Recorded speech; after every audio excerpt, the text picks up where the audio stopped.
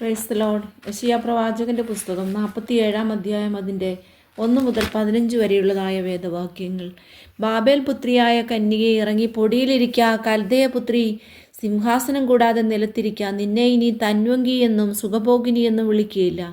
തിരികല്ലെടുത്ത് മാവ് പൊടിക്കാൻ നിന്റെ മൂടുപടം നീക്കുക. വസ്ത്രാന്തം എടുത്ത് കുത്തി തുടമറയ്ക്കാതെ നദികളെ കടക്കാൻ. നിന്റെ നഗ്നത അനാവൃതമാകും.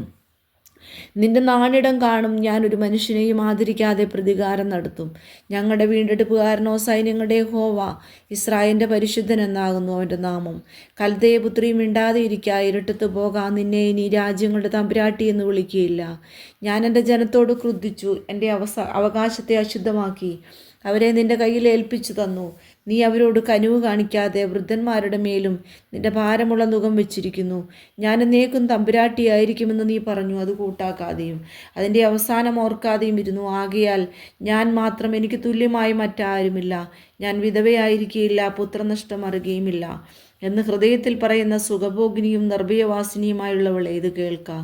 പുത്രനഷ്ടം, വൈധവ്യം ഇവ രണ്ടും പെട്ടെന്ന് ഒരു ദിവസത്തിൽ തന്നെ നിനക്ക് ഭവിക്കും.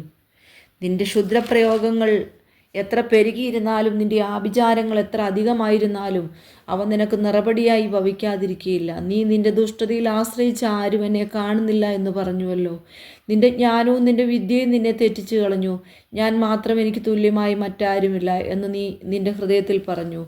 അതുകൊണ്ട് മന്ത്രവാദത്താൽ നീക്കുവാൻ കഴിയാത്ത അനർത്ഥം നിന്റെ മേൽ വരും. നിന്നാൽ പരിഹരിപ്പാൻ കഴിയാത്ത ആപത്ത് നിനക്ക് ഭവിക്കും. നീ അറിയാത്ത നാശം പെട്ടെന്ന് നിന്റെ മേൽ വരും. നീ ബാല്യം മുതൽ അധ്വാനിച്ചു ചെയ്യുന്ന നിന്റെ മന്ത്രവാദങ്ങൾ കൊണ്ടും ക്ഷുദ്രപ്രയോഗങ്ങളുടെ പെരുപ്പം കൊണ്ടും ഇപ്പോൾ നിന്നുകൊള്ളുക. പക്ഷേ ഫലിക്കും. പക്ഷേ നീ പേടിപ്പിക്കും. നിന്റെ ആലോചനാ ബാഹുല്യം കൊണ്ട് നീ വലഞ്ഞിരിക്കുന്നു. ജ്യോതിഷക്കാരും നക്ഷത്രം നോക്കുന്നവരും നിനക്ക് വരുവാനുള്ള മാസാന്തരം അറിയിക്കുന്നവരും ഇപ്പോൾ എഴുന്നേറ്റ് നിന്നെ രക്ഷിക്കട്ടെ. ഇതാ അവർ താളടി പോലെയായി തീക്കരയാകും. അവർ അഗ്നിജ്വാലയിൽ നിന്ന് തങ്ങളെ തന്നെ വിടുവിക്കുകയില്ല.